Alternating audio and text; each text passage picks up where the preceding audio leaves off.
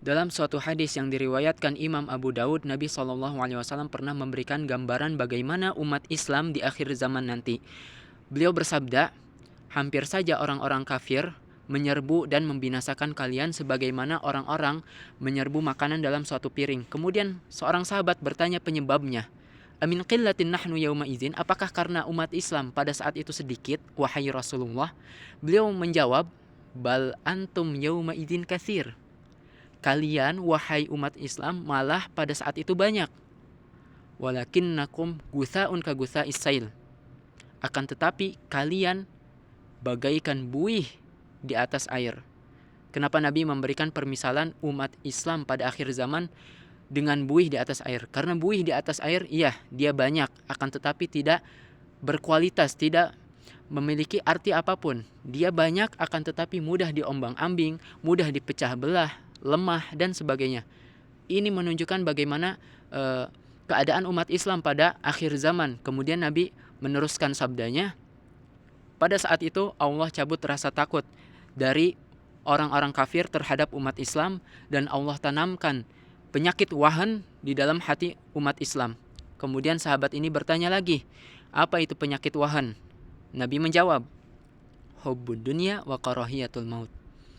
Kecintaan akan dunia dan kebencian, ketakutan terhadap kematian.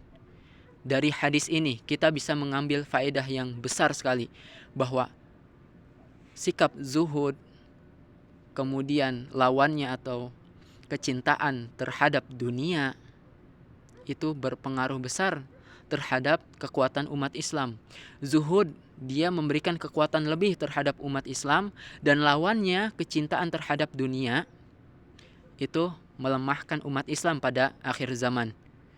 Zuhud ini tidak berarti bahwa kita harus miskin, tidak memiliki harta, tidak. Zuhud secara ringkasnya kita bisa katakan tidak menomorsatukan dunia, tidak menjadikan dunia tujuan utama, akan tetapi akhirat tujuan utama. Itulah zuhud.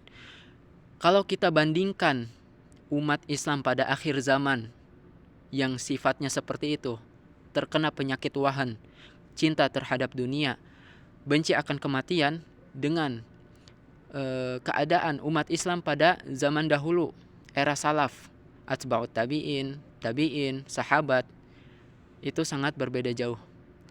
Umat Islam pada zaman dahulu, walaupun dari segi kuantitas mereka sedikit, akan tetapi yang sedikit ini kalau dibandingkan dengan umat Islam di akhir zaman, lebih berkualitas. Sampai-sampai Islam bisa tersebar ke pelosok penjuru dunia, sampai ke Afrika, sampai ke Eropa, Andalus, Spanyol, dan seperti itu. Bandingkan dengan umat Islam di akhir zaman, mereka banyak, akan tetapi bagaikan buih, lemah, mudah diombang-ambing, mudah dipecah belah. Sehingga walaupun mereka banyak, tidak memberikan kemajuan terhadap umat Islam itu sendiri, tidak memberikan kekuatan terhadap umat Islam. Mereka memiliki harta miliaran atau bahkan lebih. Kemudian negeri-negeri yang disebut negeri Islam pun banyak, penganut agama Islam di suatu negeri itu banyak, akan tetapi tidak memberikan kekuatan terhadap umat Islam. Dulu pada zaman sahabat, umat Islam ia sedikit, akan tetapi dengan kezuhudan mereka, mereka menomorsatukan akhirat dan menomorduakan dunia, sehingga agama ini memiliki izzah, memiliki kehormatan, ditakuti oleh orang-orang kafir. Kemudian juga mereka tidak takut mati, berjihad di jalan Allah, fisabilillah, dan sebagainya. Tapi kalau umat Islam pada akhir zaman, karena kecintaan mereka terhadap dunia, akhirnya mereka benci akan kematian, ya. Mereka tidak mau membela umat Islam. Mereka tidak mau menjadikan Islam sebagai tujuan utama, akhirat sebagai tujuan utama. Sehingga jumlah yang besar ini tidaklah berarti apapun pada saat itu. Semoga Allah menanamkan kepada kita sikap zuhud, menomorsatukan akhirat daripada dunia, dan menjauhkan dari kita kebencian akan kematian.